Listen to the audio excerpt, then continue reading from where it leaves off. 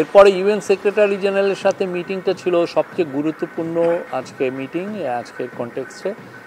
UN secretary general উনি জানিয়েছেন যে ওনার সাথে ইলেকশন নিয়ে কথা হয়, রোহিঙ্গা ক্রাইসিস নিয়ে কথা হয়, গ্লোবাল যে ট্রেডের কিছু ট্যারিফের যে প্রোটেকশনিজম সেগুলো নিয়ে কথা হয়। উনি ইউএন সেক্রেটারি জেনারেলের সাপোর্ট চেয়েছেন আগামী ইলেকশন, এই ফেব্রুয়ারি প্রথমার্ধে যে জেনারেল ইলেকশন হচ্ছে সেই বিষয়ে, এবং সেক্রেটারি জেনারেল অকুণ্ঠ চিত্তে জানিয়েছেন যে তারা বাংলাদেশের এই ডেমোক্রেটিক যে ট্রানজিশনে ফুললি তারা সাপোর্ট করছেন এবং সলিডারিটি ঘোষণা করেছেন। সিমিলারলি তারা রিফর্মের ক্ষেত্রেও তারা ফুললি সাপোর্ট এবং সলিডারিটি ঘোষণা করছেন যে এই রিফর্মটা ইন্টারিম গভর্নমেন্ট নিয়েছে এবং সামনের দিনগুলোতে ইলেকশনের আগে যেই কাজগুলো ওনারা করবেন সেটার সাথে উনি অকুণ্ঠ চিত্তে তার সাপোর্টটা জানিয়েছে। আর এরপরে আর রোহিঙ্গা ক্রাইসিস নিয়েও আলাপ হয়েছে এবং রোহিঙ্গার বিষয়েও উনি তাদের রোহিঙ্গা যে আগামীকাল একটা অনুষ্ঠান, আপনি জানেন ইন্টারন্যাশনাল হাই লেভেল একটা কনফারেন্স হচ্ছে, সেই কনফারেন্সের বিষয়ে রোহিঙ্গাদের একটা ক্রাইসিসের রোহিঙ্গা ক্রাইসিসকে যে রিজলভ করার জন্য এবং তাদের জন্য তারা যে বাংলাদেশে মোর দেন এ মিলিয়ন রোহিঙ্গা যারা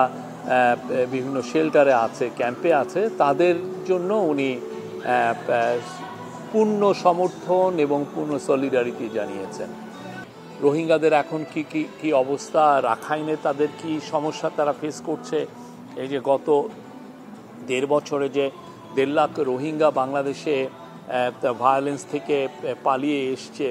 সেটা নিয়ে আলাপ হয়েছে। রাখাইনের সামগ্রিক পরিস্থিতি, স্পেশালি যে সিভিল ওয়ার চলছে সেগুলো আলাপ হয়েছে এবং রোহিঙ্গাদের একটা পাথওয়ে, কীভাবে একটা পাথওয়ে পাওয়া যায় ওই ক্রাইসিসটাকে রেজলিউশন করার জন্য, এবং অ্যাট দ্য সেম টাইম রোহিঙ্গারা যে যারা বাংলাদেশে আছে তাদের যে ফান্ডিংয়ের ইদানিং একটা সংকোচন আমরা দেখতে পাচ্ছি, সেই ফান্ডিংটা কীভাবে বাড়ানো যায় যাতে রোহিঙ্গা যারা শিশু যারা ক্যাম্পে বড় হচ্ছে তারা যাতে আশা নিয়ে বড় হতে পারে, তারা যেন স্কুলে যেতে পারে, তাদের জন্য তারা যেন যে স্কিল ডেভেলপমেন্টের স্কিল এর উপরে যাতে ট্রেন হতে পারে, যাতে একদিন যখন তারা তাদের দেশে ফিরে যাবে সেই স্কিলটা ওইখানে যে ট্রান্সফার করতে পারে সেটা নিয়ে কাজ করতে পারে। আমরা একটা দেখছি যে যারা এই যে বাংলাদেশের থেকে বিলিয়ন ডলার যারা চুরি করে নিয়ে গেছে তারা বিদেশে তো পালিয়ে গেছে এবং তারা দেখা যাচ্ছে যে বিদেশ থেকে এক ধরনের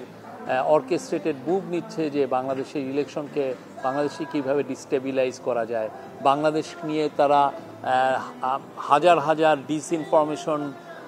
ফেক নিউজের ক্যাম্পেইন করছে। তো ফলে এক ধরনের আমরা দেখছি যে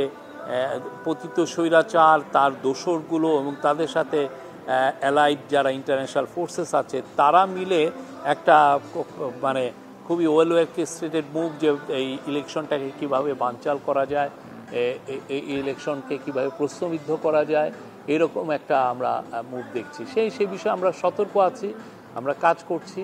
এবং এই বিষয়ে চিফ অ্যাডভাইজার সমস্ত ইন্টারন্যাশনাল যাদের সাথে বসছেন তাদেরকেও এটা জানাচ্ছেন, কেননা আমাদের জন্য সবচেয়ে ইম্পর্টেন্ট সামনে হচ্ছে ডেমোক্রেটিক ট্রানজিশন এবং খুব ভালোভাবে খুব উৎসবমুখর পরিবেশে ফ্রি ফেয়ার ইলেকশনটা কন্ডাক্ট করা এই ফেব্রুয়ারি মাসে।